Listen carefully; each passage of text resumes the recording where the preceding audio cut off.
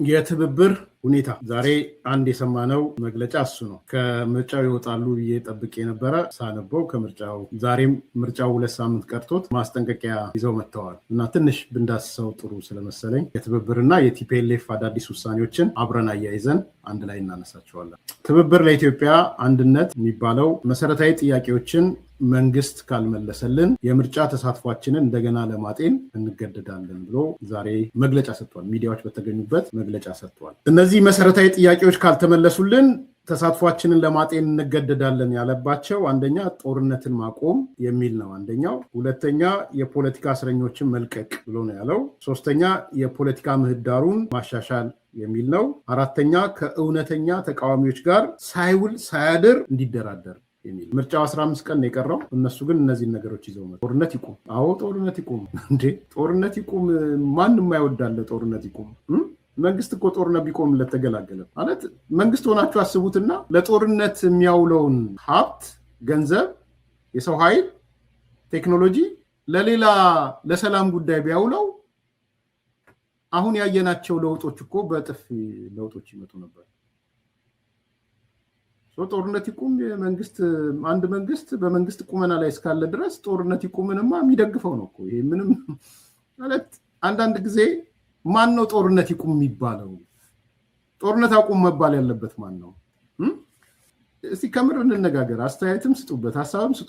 ጦርነት ይቁም የሚባለው ማን ነው? ጦርነት ማቆም ያለበት ምን ማለት ነው? ጦርነት ይቁም ማለት እነዚህ ሰዎች አንድም ቀን ታጣቂውን ጦርነት አቁም ብለውት ያውቃሉ?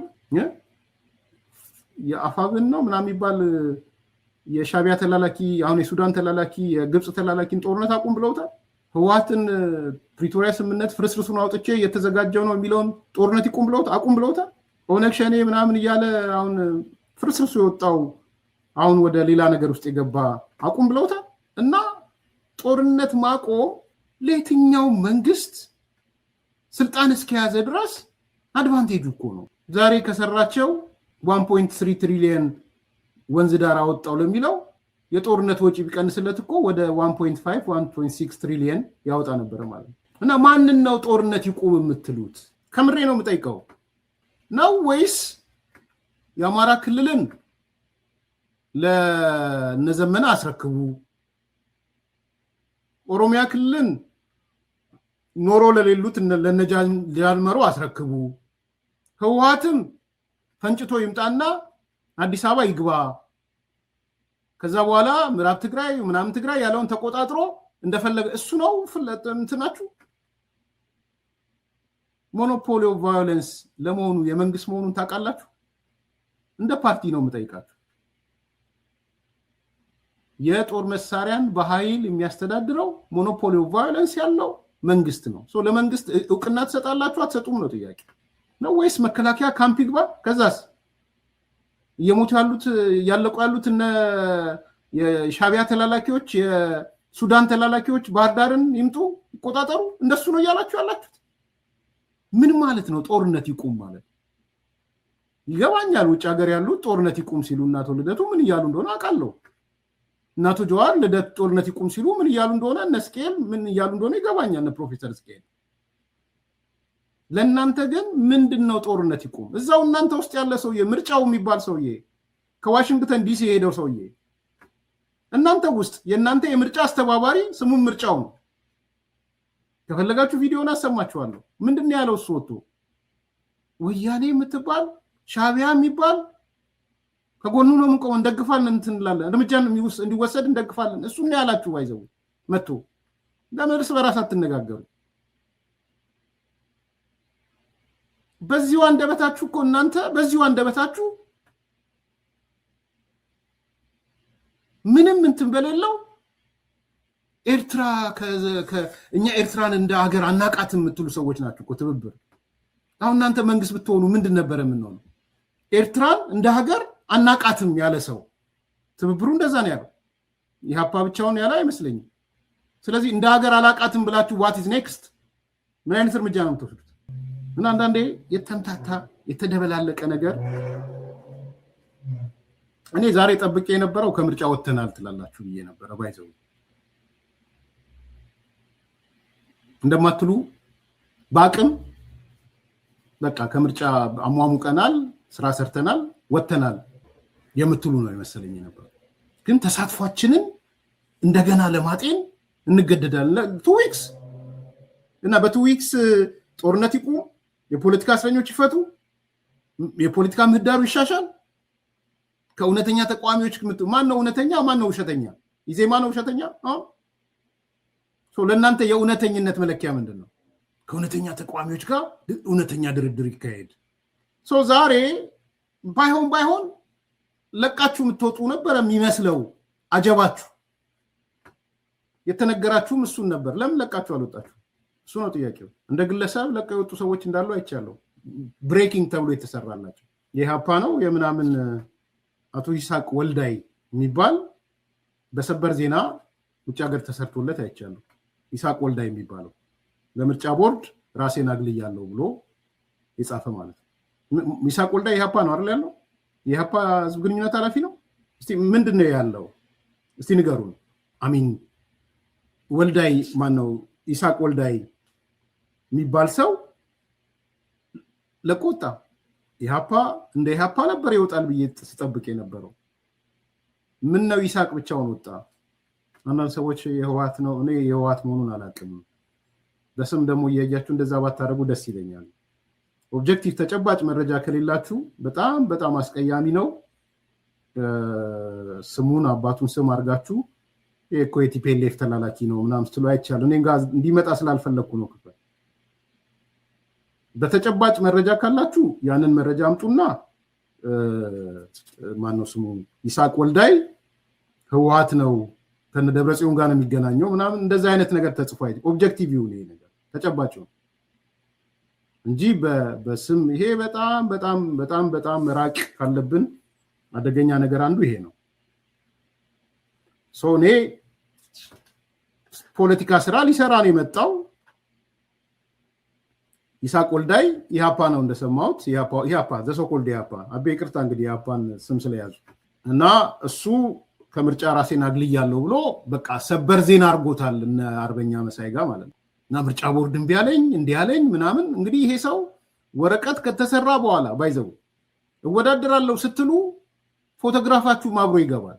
ታውቃላችሁ እሱ ለምሳሌ አዲስ አበባ ላይ ለምክር ቤቱ እወዳደራለሁ ስትሉ 6 አንድ ምርጫ ላይ 6 አይደለ 6 ሲሆን ካላችሁ ፎቶአችሁ አለ።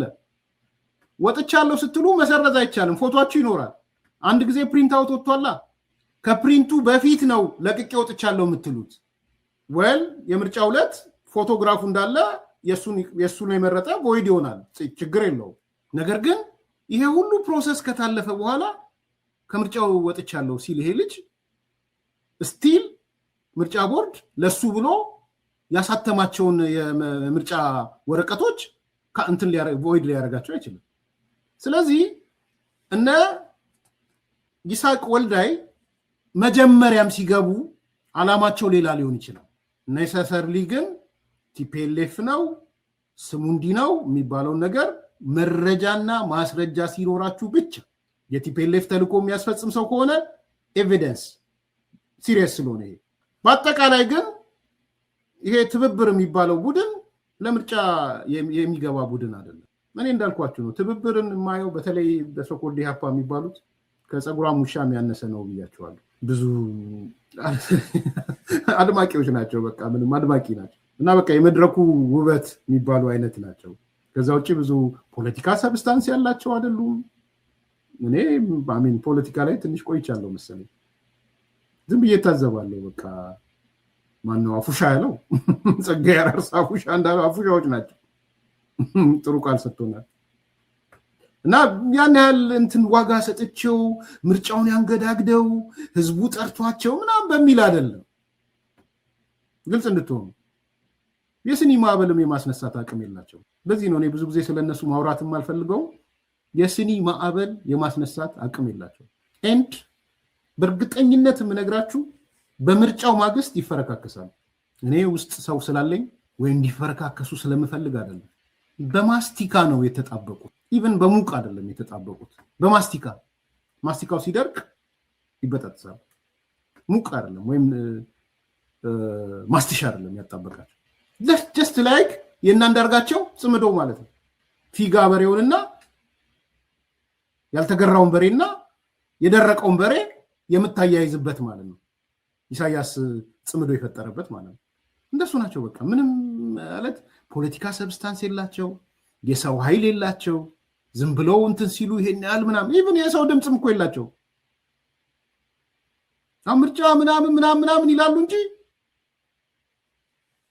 ምንም የሰው ኃይል የላቸውም። ባይዘው እንኳን መንግስት ሊመሰርቱ ግማሽ የሚሆን እንኳን መንግስት መመስረቻ አቅም የላቸው። የመድረክ ማድመቂያ ናቸው። እኔ ብዙም መንግስት አቴንሽን መስጠት አለበት ብዬ አላስብም። ከጸጥታ አንጻር ከምን አንጻር እስኪ ሰላማዊ ሰልፍ ጠሩ አይደለ? ሰላማዊ ሰልፋችሁ ለምን ፌል አደረገ? ስለ ህዝብ እንደማይወጣ ስለምታውቁ ነው፣ ሌላ አይደለም። ለምን ነጋጠሩ? ጥሩ ነገር እዚህም እኮ በድፍረት ተናግሬያለሁ አይደል? ዋሽንግተን ዲሲ ሰልፍ ጥሩ እያልኩ ነበር ስለ ነበር። ለንደን ሲሉ ጥሩ፣ በአስቸኳይ ጥሩ አይደለም። በኢትዮጵያኒስት በምናምን ስም ተጠርቶ በአማራ ዘረኝነት የተቀሰቀሰው እንኳን ይወጣላቸው 40 ሰው 30 ሰው ትንሽ ቁጥሩ ጨመር ያለላቸው የሶስት ከተማ ሰዎች ቶሮንቶ ላይ ከቶሮንቶ ሳይሆን ከተማዋ ላይ ከቶሮንቶ ከሶስት ከተማ አንዳንድ አውቶቡስ ሄደውላቸው ትንሽ 70 ሰው ነው 80 ሰው መጣላቸው። ኦቶዋ ላይ እንደዚህ ነበረ ድሮ። ስንት አውቶቡስ ነበር? እኔ እኮ ተሳትፎ ኦቶዋ ላይ እኮ ሰላማዊ ሰልፍ ተሳትፎ ያውቃል። ስንት አውቶቡስ ነበር የሚንጋጋው ኦቶዋ ላይ? አንድ አውቶቡስ ነው ከቶሮንቶ ሄደው። ያው የተቀሰቀሰው በዘረኝነት ፓወርፉል ነው ለተቃውሞ እንዳትሳሳት። ዘረኝነት ሎጂክ ስለሌለው ሪዝን ስለሌለው ስሜት ነው የሚነካው፣ ስሜት ነው የሚቀሰቅሰው። በዘረኝነት ተቀስቅሶ እንኳን 40 ሰው 30 ሰው 70 ሰው ነው የመጣው።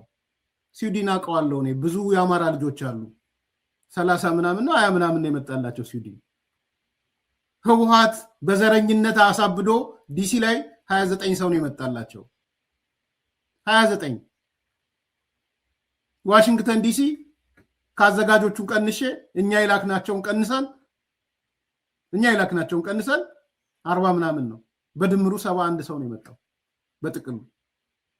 ይሄ እንኳን በዘረኝነት አሳብደው የነማዛ መሐመድ የዘረኝነት ቅስቀሳ የቲፒኤልኤፍ የዘረኝነት ቅስቀሳ ተደርጎ እስቲ አምጧት፣ አዲስ አበባ ሞክሯት። ኢሃፓ እስቲ ሰላማዊ ሰልፍ ይጥራና እኔ 500 ሰው ከተገኘለት ጥሩ ነው ተንቀሳቀሱ ብያችሁ አፕሪሺየት አደርጋችኋለሁ። ኢሃፓ አሁን ይሄ የተመዘገብኩት ኢሃፓ ነው። ያዳራሽ ስብሰባ ጠርታችሁ ያዳራሽ 500 600 ሰው ከተገኘላችሁ ለኢሃፓዎች ስራ መስራት ትችላላችሁ። ዝም ብላችሁ ሰበብ አገዛዙ ይናረገ እንደዚህ ያረገ ምናምን የጦስ ዶሮ ቆም ብላችሁ አስቡ ልቁንስ። ስለዚህ ትብብር ለኢትዮጵያ መሰረታዊ ጥያቄዎች መንግስት ካልመለሰ የምርጫ ተሳትፎ እንደገና ለማጤን ግዴ ለማጤኑና ውጡ አጤኑ። አሁን እንደ ግለሰብ መውጣት ጀምራችሁ የለ እንደ ቡድንም ውጡ። ምን ኢምፓክት እንደሚመጣ እናያለን።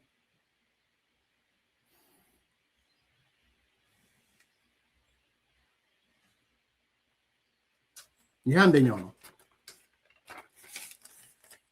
ከዛ ለህዝቡ ያስተላለፉት መልእክት አለ።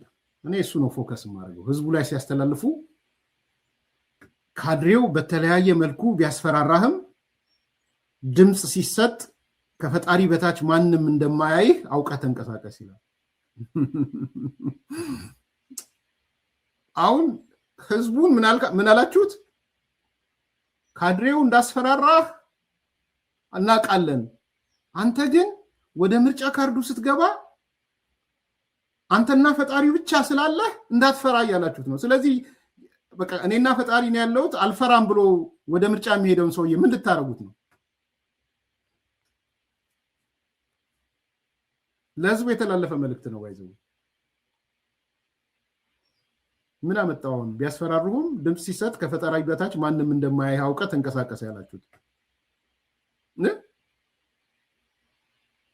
ከዛስ በቀጣይ ለምናደርገው ሰላማዊ የትግል ጥሪ ዝግጁን ምን አይነት ጥሪ ነው የምታደርጉት ለምን አላረጋችሁም ሚያዝያ 30 ብላችሁ እንትን ወራሽ አልጋ ወራሽ ነን ብላችሁ የቅንጅት አልጋ ወራሽ ነን ብላችሁ ሚያዝያ 30 አርታችኋል ነበር ለሚያዝያ 30 ፌል አረገ አልጋ ወራሽነትና እኮ ከነሙሉ ክብሩ ነው ጠብቁን ህዝቡ ጠብቀን ጊዜን እያጠፋው እንደሆነ ይገባኛል ልክ ናችሁ ግን አንዳንዴ የሆነ ፎርስ የሆነ እንትን እንዳይፈጠር ስለማስብ ነው በጣም ህይወቴ ምንም እንዳልኩ ነው የፀጉሯ ሙሻ ትልቅ ነው ለኔ ከነዚህ አንፃር የሉም ከመጀመሩ የሉም እና ዝም ብሎ ይሄ የከተማ እንትን አይነት ነገር ማለት ነው ያው እኔ ለግርግር ተመችታችሁኛል ባይዘው አሪፍ ነው ግርግር ከምርጫ ትወጣላችሁ አትወጡም የሚለው ሁኔታዎች ሂደቶች አጠቃላይ አገሪቱ ያለችበት ወቅታዊና ተጨባጭ ሁኔታ ገቨርን የሚያደርጉት እንጂ አንድ የፖለቲካ ኃይል ዝም ብሎ በፈለገው ሰዓት መግባት መውጣት እንደማይችል ይታወቃል ትግላችን እየለካን በትግሉ ሂደት ውስጥ ልናስመዘግበው ልናገኘው የምንችለውን የፖለቲካ ጌይንና ትርፍ ፕላስ ዛት አገር እኛ በመናደርገው የሰላማዊ ትግል በመግባት በመውጣት አገር ምን ትጠቀማለች ምን ታገኛለች ህዝባችን ምን ያገኛል የሚለውን በየጊዜው እየገመገም ፕሪ ካልኩሌትድ እያደረግን የሚሄድ እንጂ በአንድ ጊዜ የሆነ ሰዓት ላይ እንወጣለን ወይም እንገባለን ስላል የሚሆን ነገር እንደሌለ እንዲታወቅልን እንፈልጋለን ጥያቄያችን ሰላማዊ ሰልፍን በተመለከተ አዎ ይታወቃል ጠርተን ነበር ተጠርቶ ነበር ነገር ግን አሁንም በድጋሚ መናገር የምንችለው ሰላማዊ ሰልፉ አልቀረም እናደርገዋለን መቼ እናደርገዋለን የቅንጅታችን ውሳኔ ነው የሚሆነው የታጠፈ ነገር የለም ይደረጋል አሁንም ቢሆን ሰላማዊ ሰልፉን የምናደርገው የሚደረገው ሌሎች ኃይሎች በሚፈልጉት ወይም በታቀደልን እቅድ ሳይሆን እኛ ባቀድነውና በመንፈልገው ህዝብና ሀገር በሚጠቀምበት ብቻ እንደምናደርገው እንዲታወቅልን እንፈልጋለን አሁን ሌሎች ኃይሎች ባቀዱትና በፈለጉት ይለናል ይሄ ሰው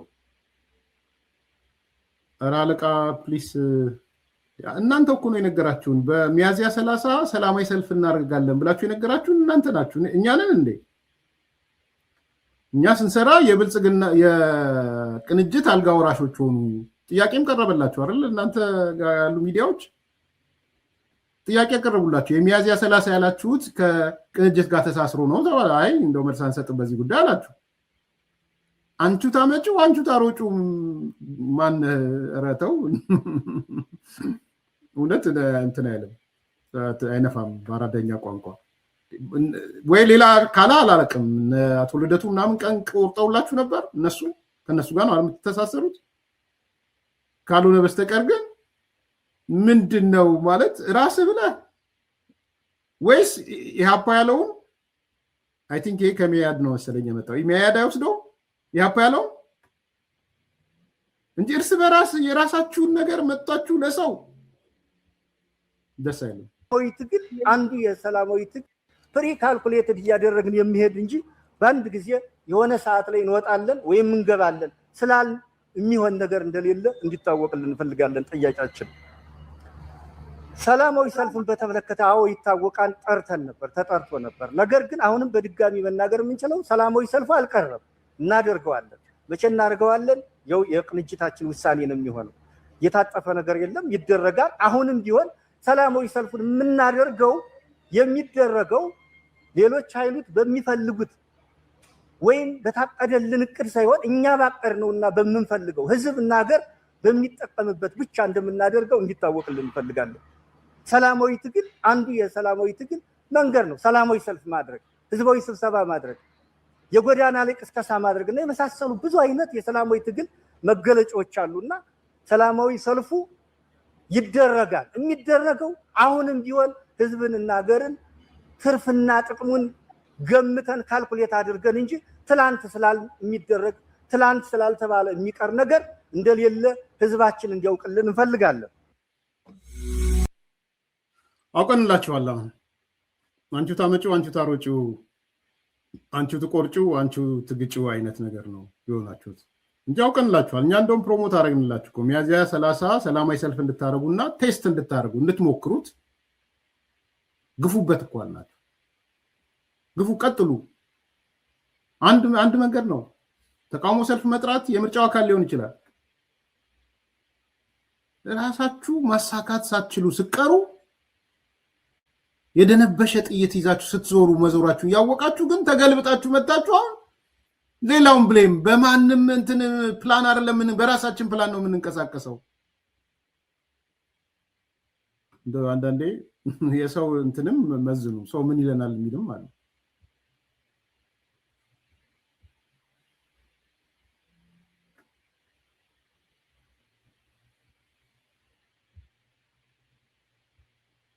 ቀደም በተደጋጋሚ ግን የተነሳው ለሪከርድ ብቻ ነው ወይ የምታረጓቸው ለምሳሌ ሰላማዊ ሰልፍ መጥራት ጋር በተያያዘ የሰላማዊ ሰልፍ ጉዳይ እንግዲህ ሚያዝያ 30 ሰላማዊ ሰልፍ እንደምናደርግ ከትብብሩ አባል ፓርቲዎች አንዱ ተናግሮ ነበረ።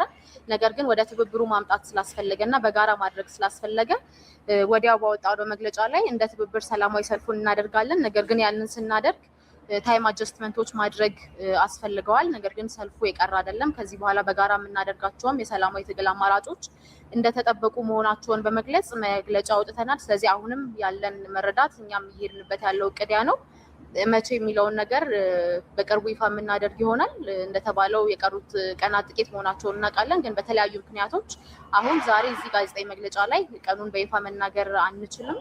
ነገር ግን የቀረ ወይም ደግሞ እያለን የተሆናቸው አይደሉም የሚለውን ነገር በደንብ መረዳት አለብን ብዬ አስባለሁ።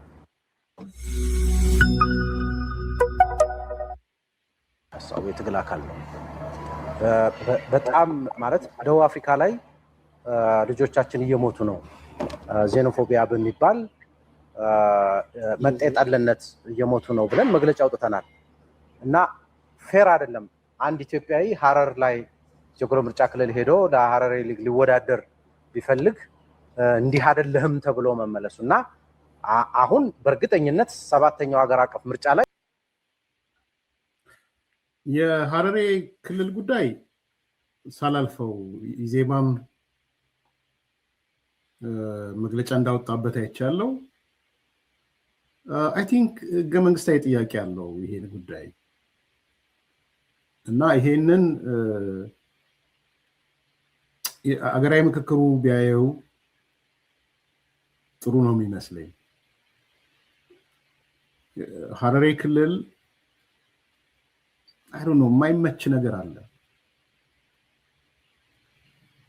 የማይመች ነገር እነሱ የሚያመጡት ሪዝን አላቸው፣ ምክንያት አላቸው። ትንሽ አንድ ሰውም ጠይቆኝ ምንድነው የሀረሪ ክልል ኤርሚያስ ታውቀዋለህ ወይ ለየት ያለ ነገር ምናምን ምንድነው? የሀረሪ ክልል ህገ መንግስቱ ትንሽ ለየት ይላል።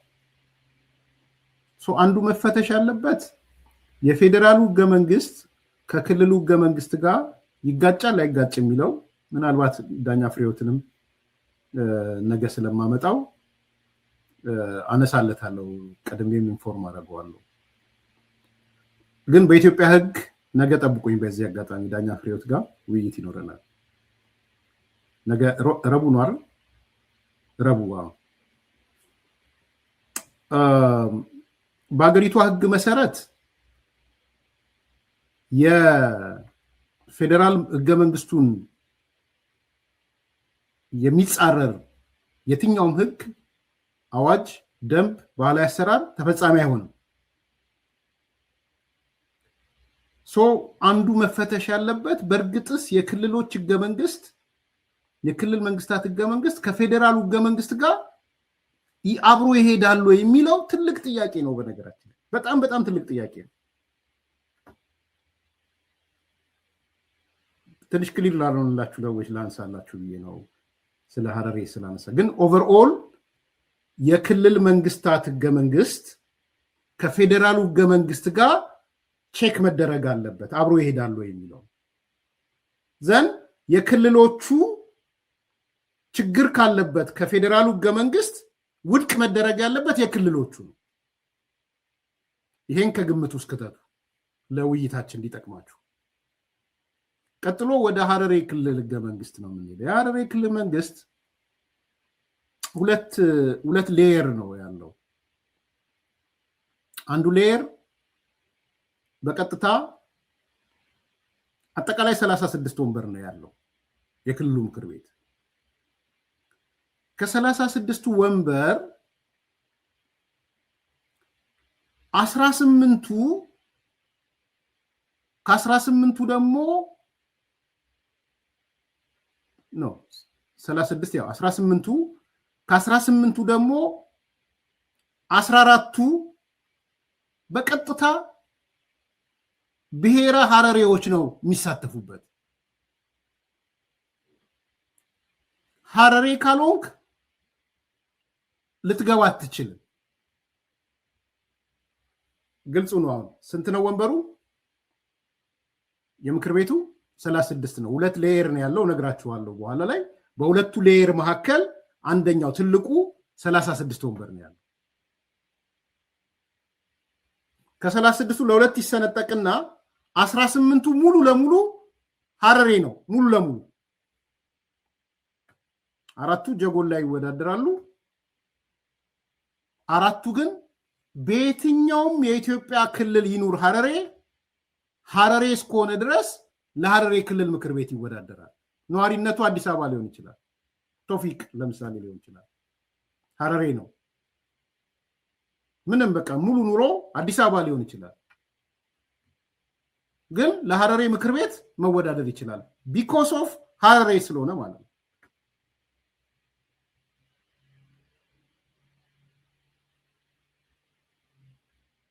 ሶ እነሱ የሚያነሱት ጀስቲፊኬሽን አላቸው።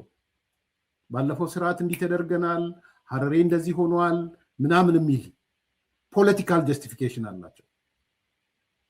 እሱንም ብናዳምጠው ጥሩ ይመስለኛል። ፖለቲካል ጀስቲፊኬሽናቸው እንዲህ አልነበርንም፣ ጄኖሳይድ ተፈጽሞብናል ወይም እስከዛ ድረስ ይሄዳሉ። በነገራችን ይሄ ደግሞ በራሱ ከህግና ከዴሞክራሲ አንጻር ስናየው ፍትሃዊ ነው ወይ የሚል ጥያቄም ያስነሳል። ህገ መንግስታዊ ነው ፍትሃዊ ነው ወይ የሚል ጥያቄ ሊያስነሳ ይችላል፣ የክልሉ ህገ መንግስታዊ ስለሆነ። ስለዚህ ይሄ ሁለት ሌየር የሐረሪ ክልል በአማርኛ ሌየር ምንድነው? ሁለት ምንጣፍ ሁለት እንትኖች ማለት ነው።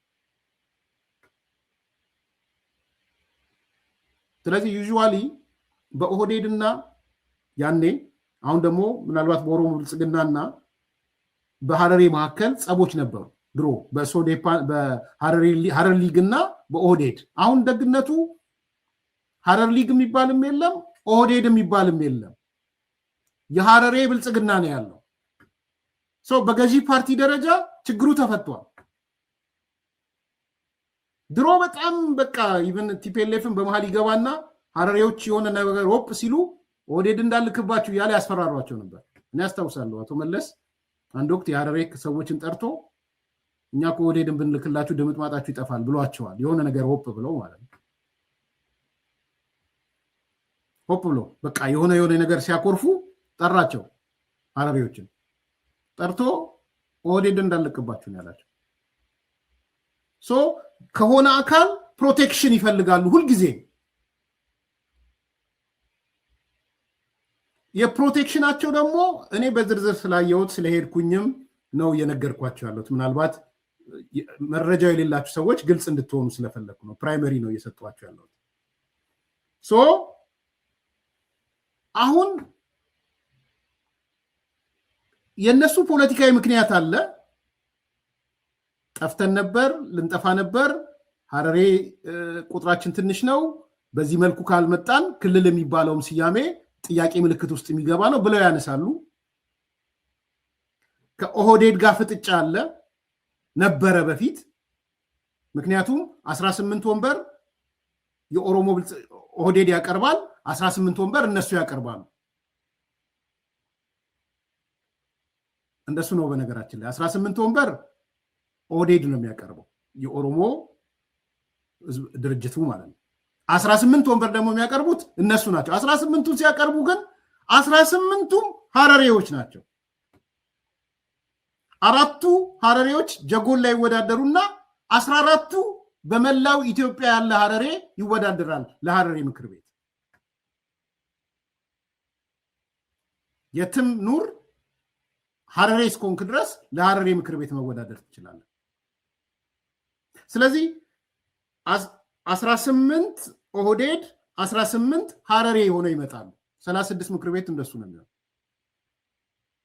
then usually ሁሌም ፕሬዝዳንት ሐረሬ ይሆናል ምክትል ፕሬዝዳንቱ ኦህዴድ ይሆናል ይሄ ነው ባይዘው በቃ ከጀርባ ያለው አሰራር ይሄ ነው ግልጽ እንድትሆኑ አሁን ፖዚቲቭ ሐረሪ ሊግ የሚባል የለም ኦህዴድ የሚባል የለም የሐረሪ ብልጽግና ነው ያለው ተፈቷል በፓርቲ ደረጃ ያለው ፍትጊያ የለም ምናልባት ኦነግ ካልመጣ በስተቀር ኦነግ ወዳደራለው ብሎ ካልመጣ ማለት ነው ኦነግ ወዳደራለው ቢልም የሚወዳደረው የት ነው የኦህዴድ ወንበሮች ጋር ነው የሚወዳደረው ተረድታችኋል ወይም ኢዜማ ወዳደራለው ቢል ጀጎል ላይ መወዳደር አይችልም ሐረሬ ካልያዘ በስተቀር ጀጎል ላይ ኢዜማ ወዳደራለው ካለ ጀጎል ላይ የሚያወዳድረው ሰው ሐረሬ መሆን አለበት በብሔር ደረጃ ማለት ነው 14 ወንበር ፈጽሞ አገኛቸው 14 ወንበር በሐረሬ ክልልም ሊኖሩ ይችላሉ ከሐረሬ ክልል ውጪም ያሉ ስለሚሆኑ አገኛቸው በአራቱ ብቻ ነው የሚችለው ኦነግም ቢመጣ ኦፌኮም ቢመጣ ሌሎች ድርጅቶችም ቢመጡ መወዳደር የሚችሉት የኦሮሚያ የሚባለውን ወንበር ላይ ነው የሚወዳደሩት ኦኬ ስለዚህ እንዲህ አይነት በጣም ፕሮቴክሽኑ በጣም የበዛ ጥበቃ የበዛበት ምክር ቤት እንትን ነው ክልል ነው ይሄ ክልል ስለዚህ ፖለቲካሊ የሆነ ጉዳዮች አሉት ስጋቶች አሉት ስጋቱንም መረዳት ያለብን ስጋቶች አሉ የሚያነሷቸው ስጋቶች አሉ ታሪካዊ ስጋቶች ያነሳሉ ደግሞ ዴሞክራሲ ከሆነ እንዴት ነው ዴሞክራሲ የሚል ጥያቄ ደግሞ እናነሳ ኢትዮጵያ በጣም ውስብስብ ነገሮች ነው ያሉት በነገራችን ላይ እንዲህ እንደምታዩት ተራ ፖለቲካ አይደለም እኔ እሱንም ነው ለማስገንዘብ ኢትዮጵያን ሳስተዋውቃችሁ አዲስ ኮምፓስ መጣ የሆነ ሌላ ለየት ያለ እርግጠኛ ነኝ ይሄን ዲስከሽን ለአንዳንዶቻችሁ አዲስ ነው ብዬ ነው ማስበው ዛሬ ገና የሰማችሁት ነው ብዬ ነው ማስበው ፈታ ሳረግላችሁ እቤታችሁን ዲስከስ እንድታረጉት ስለምፈልግ በፖለቲካ ዲስኮርስ ውስጥም ምንድነው እየተካሄደ ያለው ኢትዮጵያ ያለው ወሰብሰብ ያለው ነገር ምንድነው ብላችሁ እንድታዩ ስለምፈልግ ስለዚህ ይሄ የፖለቲካ ጫና ያለበት የዲሞክራሲ ላይ ደግሞ ጥያቄ ምልክት የሚያስነሳ ነገር ነው ሐረሬ ክልል ያለው ይሄ መፈታት የሚያስችል ነገር ያስፈልጋል ልጁ የሚያነሳው እንደው ቀለብ ስላረጋት እና ኢዜማም ስለከሰሰ ፍርድ ቤት አይ ቲንክ ለሐረሬዎች ወሰነ መሰለኝ ኢዜማም በፍርድ ቤት ደረጃ ከሶ የህገ መንግስታዊ አጀንዳ ስላለው ማለት ነው ወደፊት እንዴት ይሁን አይዘር ፖለቲካሊ ሐረሬዎችን ተገንዝበን ምን እናደርግላቸው ከዲሞክራሲው ይልቅ ይሄ ነው ወይ የሚሻለው ወክልና የተለየ አማራጭ አለ ወይ ሌሎች የሚሳተፉበት ከሐረሬና ከኦሮሚያ ውጪ ሌላ ሰው መግባት የለበትም ወይ የሚል ነገር በደንብ ሪያላይዝ እንድታረጉ ማየት ያስፈልጋል ልጁ በከፊል በሰርጥ ላስገባው ብዬ ጉዳይ ኢሹ ነው ሁሉም ይዞታል ሁሉም አሞታል ፈልግ እንዲህ አይደለም ተብሎ መመለሱና አሁን በእርግጠኝነት ሰባተኛው ሀገር አቀፍ ምርጫ ላይ ይሄ ጉዳይ ኢሹ ዜኖፎቢያ በሚባል መጠጣለነት እየሞቱ ነው ብለን መግለጫ አውጥተናል እና ፌር አይደለም አንድ ኢትዮጵያዊ ሐረር ላይ ጀጎል ምርጫ ክልል ሄዶ ለሐረሪ ሊግ ሊወዳደር ቢፈልግ እንዲህ አይደለም ተብሎ መመለሱና አሁን በእርግጠኝነት ሰባተኛው ሀገር አቀፍ ምርጫ ላይ ይሄ ጉዳይ ኢሹ ነው ሁሉም ይዞታል ሁሉም አሞታል እስካሁን ያን ያህል እንትን አልነበረው እንደምታ ስድስተኛው ሀገር አቀፍ ምርጫ ላይ ብዙ አልሰማንም ይሄ እንግዲህ በይፋ አወቅ ነው እንጂ ሌሎች አካባቢውም ይሄ እነዚህ ችግሮች አሉ ግን በጣም የተጋነነ ነበርና ምልልሱም ቀላል አልነበረም ሌሎች ፓርቲዎችም በዚህ ጉዳይ ላይ ዲል ያያረጉበት ነው ያንን መተባበራችንን መግለጽ ነው ስለዚህ ኬኬ መጣና ኤርሚያስ ስለ ሐረሪ ምንም የምታውቀው ነገር የለም መጀመሪያ ወቅ ይለኛል። አሁን ከኔ በላይ አውቀህ ነው ያልክ ያለው? እኔ አሁን ዛሬ ነገርኳችሁ ነገር ውስጥ ስተት አለ? መጀመሪያ እስቲ ግድ የለም አሁን እኔ ያወቅኩትን ዕውቀት ስነግርህ ከዚህ በላይ የተሻለ ዕውቀት ካለ ጻፍልን እስቲ ኬኬ። ለብዙዎች አዲስ ነገር እንደነገርኳቸው ግን ይገባኛል አውቃለሁ። ስለዚህ ስለ ሐረሬ ምንም የምታውቀው ነገር የለም። እንዲህ አይነት ደግሞ አንተ የምታውቀውን እስቲ ንገረን ኬኬ። እኔ የማላውቀው አንተ የምታውቀውን እና ሰዎች ዋ እንዲህ ነው እንዴ ሊሉ የሚችለውን ንገረን። እኔ ፖለቲካ ጥያቄ አለው፣ ሐረሬዎች ስጋት አላቸው፣ እንዋጣለን የሚል የቆየ ስጋት አላቸው። በጣም በጣም የቆየ ስጋት ነው ያላቸው። ይሄን ሂስቶሪካል ነገር ያነሳሉ። እንዲህ አልነበርንም እንዲህ ስለሆንን ነው። አሁን ሂስቶሪካል ጣጣዎቹን እዚህ መወያያ ማድረግ ስላልፈለኩ እነሱ የሚያነሱት ሄጄም እኮ አጥንቼዋለሁ እኔ በአካል እንዲህ በዚህ ጊዜ እንደዚህ በእንደዚህ እንደዚህ ጊዜ እንደዚህ በእንደዚህ የሚሉት ነገር አላቸው። ለአሁን ይጠቅማል አይጠቅምም አላውቅም። ፖለቲካ ምክንያታቸውን ግን ከዴሞክራሲ በላይ ያነሳሉ እነዚህ ሰዎች። አሁን እኔ ምን አሁን አንተ ካልከው ምንድን ነው እኔ የተለየ ያነሳው? ተመልከቱት። 14 ወንበር ብቻ ነው ሪዘርቭድ የሆነው ለሐረሬ፣ ሌሎቹ ግን ለኮምፒቲሽን ክፍት ናቸው አለ። እኔ የተለየ ነገር አነሳው? ጆሮን ቆርቁርና አዳምጥ፣ ወይ በደንብ ካልሰማ አብራራልኝ በል። የሐረሬ ክልል 36 ወንበር ነው ያለው። ከ36ቱ ወንበር 18 ይቆረጣል። 18 ይቆረጥና 18ቱ ኦልሞስት ለሐረሬዎች ብቻ የተሰጠ ነው 50% ማለት ነው። ከነዛ ውስጥ 4ቱ ጀጎል ላይ 14ቱ ግን ለየትኛውም በኢትዮጵያ ክልል ለሚኖር ሐረሬ። ስለዚህ ጀጎል ላይ ወዳደራለው ካልክ ኢዜማም ይሁን ብልጽግና ጀጎል ላይ የሚያወዳድረው 4ቱ ሐረሬ መሆን አለባቸው። 14ቱ ሐረሬዎች አሉ። ከዛ በኋላ 14 ሲደመር 4 18 18 ሐረሬ ግድ ይገባል ማለት ነው። ኦኬ። ከዛ ቀጥሎ ግን ለቀረ 18 ወንበር አለ። በትሬንድ ምንድነው ያለው? 18ቱን ኦህዴድ ይወዳደርበት ነበር። አሁን ኦህዴድ የለም። በ18 ወንበር ላይ የኦሮሞ ብልጽግና አለ። አሁን ኢዜማም ሊመጣ ይችላል፣ ኦነግም ሊመጣ ይችላል። ውድድሩ የሚካሄደው የተለያየ ብሔር ስብጥር ውድድር የሚካሄደው በእነዚህ 18 ወንበሮች ላይ ነው። ስለዚህ የአማራም ድርጅት አማራ የሆነ ድርጅት ማን ነው አብን ምን ወይም ደግሞ ምናምን መጥቶ መወዳደር ይችላል አይደለ? ሲወዳደር ግን እነዚህን ሳይሆን እነዚህ 18 ቦታዎች ላይ this is what ከሐስከፈ ማለት ሐረሬ ላይ ኮንፊውዥን ስላለ እኔም ዲስቶርት ተደርጌ በመግለጫ እንደሆነ አልፈልግም። ባይዘው እኔ አወዛጋቢ ነገር ውስጥ ብዙ ከህዝብ ጋር የተሳሰረ ነገር ለጊዜው መግባት አልፈልግም። አውቃለሁ በጣም ሴንሲቲቭ እንደሆነ አውቃለሁ። ወዳጆች አሉኝ። እናንተ ቁስላችንን አትረዱም ይሏሉ። ይሄው ቁስላቸውንም ነው ያነሳውላችሁ። እኔ ዝርዝር ግን ገብቼ እናንተ እንደምታነሱት በዛ ልክ ቁስል አላነሳም።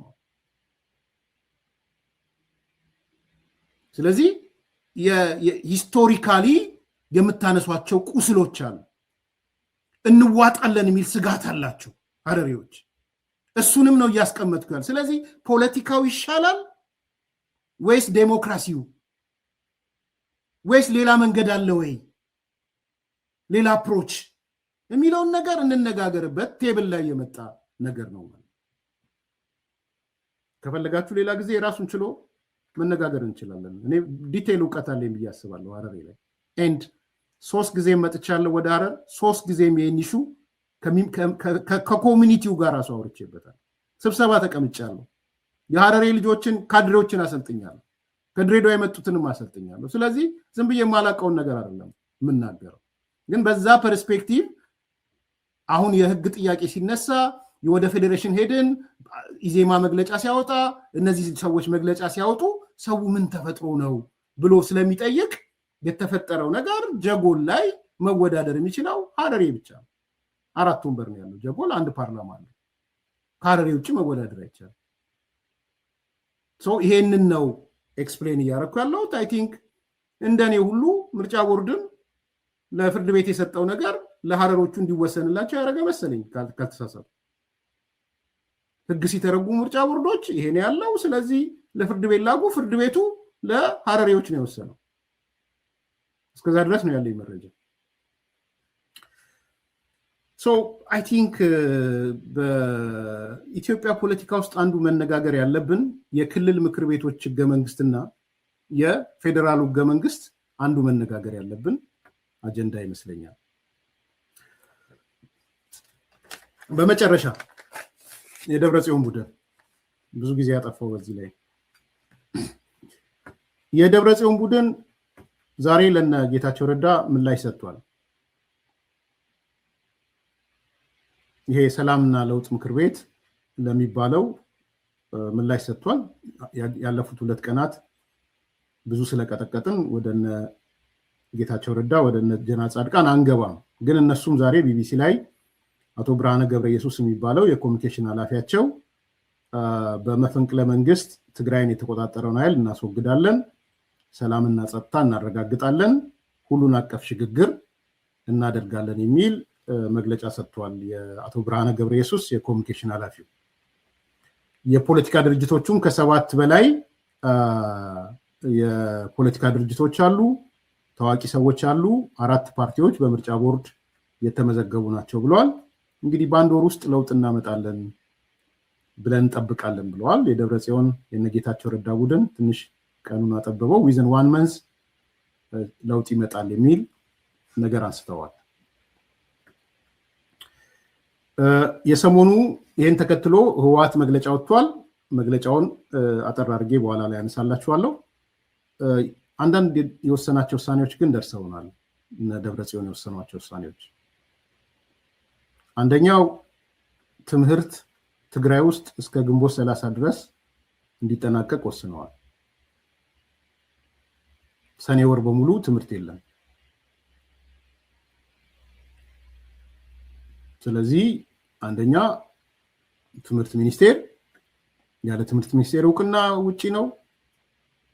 ሁለተኛ እነዚህ ሰዎች እስከ ግንቦት 30 ነው ትምህርት ሲሉ ምን ማለታቸው ነው የሚለውን በደንብ ማጤን የሚያስፈልግ ይመስለኛል። አንዱ ውሳኔያቸው እሱ ነው። ሃይስኩልም ኤሌመንተሪውም ቲቪቲውም አንደኛ ደረጃው በሙሉ ትምህርት የተቋረጠባቸው እንደተቋረጠ፣ ያልተቋረጠባቸው ግን እስከ ግንቦት 30 ማጠናቀቅ አለባቸው ነው የተባሉት። ሁለተኛ የደረሰን ነገር ከ17 ዓመት በላይ የሆኑ የቲቪቲ እና የሃይስኩል ተማሪዎችን እንዲመዘገቡ ሊስቱ ወደ ህወሓት ጽሕፈት ቤት እንዲመጣ ከ17 አይደል ነው 17 የመረጡትን ምክንያት አላውቅም። እንግዲህ 1 ዓመት ስልጠና በሚል አስበውት ሊሆን ይችላል።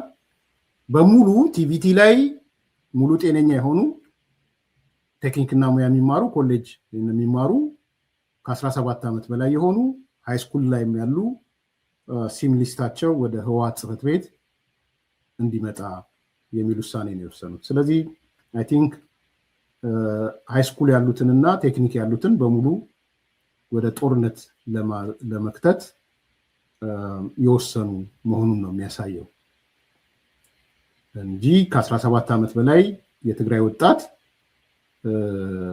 ይመዝገብና ቲፒኤልኤፍ ህወሓት ጽሕፈት ቤት ይላክልን ማለት ምን ማለት ነው? ይሄ ነው። ከዚህ ጋርም ተያይዞ የወጣቶች ከትግራይ መውጣት ቁጥጥር እንዲደረግ ከኬላዎች ወጣቶች በተለይ በልዩ ሁኔታ በየትኛውም ኬላ ሳይፈቀድላቸው እንዳይወጡ የሚል ከትግራይ በተለይ ወደ ኢትዮጵያ ሲባል ወደ አዲስ አበባ ይቅርታ፣ ያው ትግራይም ኢትዮጵያ ናት። ግን ወደ አዲስ አበባ ወደ ማዕከል ወደ ሌሎች ቦታዎች እንዳይሄዱ ወደ አረብ ሀገሮችም ምኖችም እንግዲህ በርካታ ሰዎች ወደ አረብ ሀገር እየሄዱ ነው እንደምታውቁት ብዙ ወጣቶች ይሄ ሞት ፍርዱ ምኑ ቁጥሩ ቀላል እንዳይመስላችሁ አብዛኞቹ የተጋሮች ናቸው። አብዛኞቹ ለፖለቲካ ፐርፐዝ ነው ያ ደብረጽዮን ደብዳቤ የሚጽፈው እንጂ እውነተኛው ነገር ውጭ ጉዳይ ሚኒስትሩ ከሳውዲ አረቢያ ሰው ምክትል ሚኒስትር ጋር ያወራው ነው። መፍትሄው እሱ ነው። ስለዚህ የወጣቶች ከፍቃድ ሳይዙ ወይም የይለፍ ወረቀት ሳይዙ ከትግራይ መውጣት እንደሌለባቸው ወስነዋል። ሶስተኛው የሰራተኛ ደሞዝ እንዲቋረጥ ወስነዋል። እንደ ምክንያት ያመጡት ወጥ አይደለም፣ ጥናት ያስፈልገዋል ወዘተ የሚል ነው። ግን ኮምፕሊት የሆነ የሰራተኛ ደሞዝ የማቋረጥ ስራ እየሰሩ ነው ያሉት። አራተኛው የምልመላ ስራው የቀድሞ ታጣቂዎችን ጨምሮ እንዲካሄድ በዚህ በዲዲአር የወጡትን ጨምሮ ወደ ታጣቂው ኃይል ተመልሰው እንዲገቡ የማድረግ ስራ ነው። ከዚህ ጋር ተያይዞ ማሰልጠኛ ጣቢያዎችን እንደገና ማዘጋጀት እና መለየት እንዲሁም ወደ ኤርትራ ማሰልጠኛ ጣቢያ በኮማንዶ እና በተለያየ መልኩ የሚሰለጥኑትን የመለየት ስራ እየሰሩ ነው ያሉት። በመጨረሻ የውስጠ ድርጅት ግምገማ ጀምረዋል። የማጥራት ስራ ነው ምናምን ብለው ሂስ ግለይስ ትላንትና ጀምረዋል። ሂስ ግለይስ ማለት እኔ እንግዲህ የማይሰለቻቸው ሰዎች ናቸው። ለእነሱ ማውራት የሚሰለቻል። ተመልሰው ስብሰባ ተቀምጠው እንዴት ተፈጸመ፣ ምክር ቤቱ እንዴት መጣ፣ የፕሬዝዳንት ምርጫችን እንዴት ነበረ፣ ፕሬዝዳንቱ ሲመረጥ ለምንድነው ቅሬታ ያስነሳችሁት፣ ሂስ ግለይስ እንዲያደርጉ የሂስ ግለይስ መድረክ አዘጋጅተውላቸዋል። እና ታርጌት የተደረጉት ባለፈው የነገርኳችሁ ነው። አንዱ ታርጌት የተደረገው የምክትሉ ነው። የማን ነው? አማኑኤል አሰፋ ነው። የስልጣን ጥማት አለ ተብሎ እንግዲህ የስልጣን ጥማት አለኝ ብሎ ግለይስ ሊያደርግ ይችላል ማለት ነው። እና ዋናው ደብረጽዮን ነው። አሁን ደብረጽዮን ባይዘወይ ትንሽ ቀና እያለ ነው። ባለን መረጃ ወንድሙ ነው፣ የእሱ ወንድም የደብረጽዮን ወንድም ጠቅላላ ስለላውን ምኑን ኮንትሮል ያደረገለት ታናሽ ወንድሙ ነው። ስለዚህ ለደብረጽዮንን ወንበር ሲፈልጉ የነበሩ ሰዎች በሙሉ ሂስ ግለይስ እንዲያደርጉ ስልጣን እፈልግ ነበር፣ ስመኝ ነበር፣ ደብረጽዮን የተቃወምኩት ለስልጣኔ ነው ሲል ነው ብለው እና አማኑኤል አሰፋ ወደ ግምገማ ተገብቶላቸዋል። አሁን ተመልሰው ሂስ ግለይስ ጀምረዋል። እንዲያስብ ነበረ እንዲታስብ ነበረ እየተባሉ የሚሄዱበት ዋላ ቀር ማለት ነው። እና ካና አማኑኤል ታርጌት የተደረጉ አሉ፣ ሌሎችም አሉ። የዶክተሮች 2-3ቶች ዝርዝሩን ይዤላችሁ እመጣለሁ። ደብረጽዮን በዋናነት የተቃወሙ ሰዎች ግለይስ እንዲያወርዱ ማለት ነው። ከዛ ደግሞ መበላላቱ ይቀጥላል። ትክክል አልነበርኩም ብለው ደግሞ ታርመን ወጣን ደግሞ ይላሉ። የውስጠ ድርጅታችን ጠራ ይላሉ። ከዛ በኋላ የማጥራት ስራ ነው ያሉት። የሂስ ግለይስ የማጥራት ስራ ማለት ነው። ከዛ ይሄ ነው። በመጨረሻ እንግዲህ ያወጡት መግለጫ ነው። ያወጡት መግለጫ ዛሬ የህልውና ሁለገብ ትግላችንን ለማሳካት የትግራይ ህዝብ በጋራ ነውና እንሰለፍ ብለው መግለጫ ወጥተዋል። የውስጥ ባንዳዎቻችን ሴራ በጋራ እንመክት የሚል መግለጫ ወጥተዋል። እየተሰራብን ያለውን ሴራና ደባ አውቀን እንንቀሳቀስ የሚል መግለጫ ወጥተዋል። እየተሰራብን ካሉት ደባና ሴራ ውስጥ ጠላቶቻችንና የውስጥ ባንዳዎቻችን የህዝባችንን የአሸናፊነት ምስጢር የሆነውን አንድነታችንና የተደራጀ የትግል ልምዳችንን ለማላላትና ለማፍረስ ሌት ተቀን እየሰሩ ነው። አንድነታችን ለማናጋት እየሰሩ ነው። ማዕከል አልባ እንድንሆን እየተሰራብን ነው። ጠላታችን ከከሃዲው ኃይል ጋር እርስ በርስ በመሆን ህዝባችንን እያደናገረ ነው። ብሔራዊ ተቋሞቻችን አደረጃጀቶቻችን እንዲፈርሱ ጥረት እየተደረገ ነው የሚል በተለይ ይሄ ክህደት ኃይል የሚሉትን የሚያንቋሽሽ መግለጫ ወጥተዋል። በሌላ በኩል ህዝባችን የብሔራዊ ክህደት ኃይሉን በጽናት በመታገል ወደ እውነተኛ ጎራው እንዲቀላቀል አድርገነዋል ብሏል። አሸንፈነዋል ብሏል። የብሔራዊ ክህደት ኃይሉን አሸንፈነዋል። ይሄ ክህደት ኃይል የትግራይን ህዝብ ዋስትና የሆነውን የትግራይ ሰራዊት ለማፍረስ ሲሞክር ነበር። አሁን በአደባባይ እየፎከረ ነው። የክህደት ኃይሉ የትግራይ ህዝብ ዋስትና የሆነውን የትግራይ ሰራዊት ሳያፈርስ ሰራዊታችንን ታድገናል ብለው ነው እየተናገሩ ያሉት። ስለዚህ በዋናነት ያው እነ ጌታቸውን እነ ጀነራል ጻድቃንን ክህደት ኃይል የሚሉትን በዚህ ልክ ነው። ህዝባችን በአንድነት እንሰለፍ እና ወደ ምን እንሂድ የሚለውን የምናየው ይሆናል። ዝርዝር ገብቼ አሁን ማንሳት ብዙ ጥቅም አለው ብዬ አላስብም። የነሱ ነገር ወደ ዋና መሰረተ ሀሳቦችን ይሄ ናቸው የተነሱት።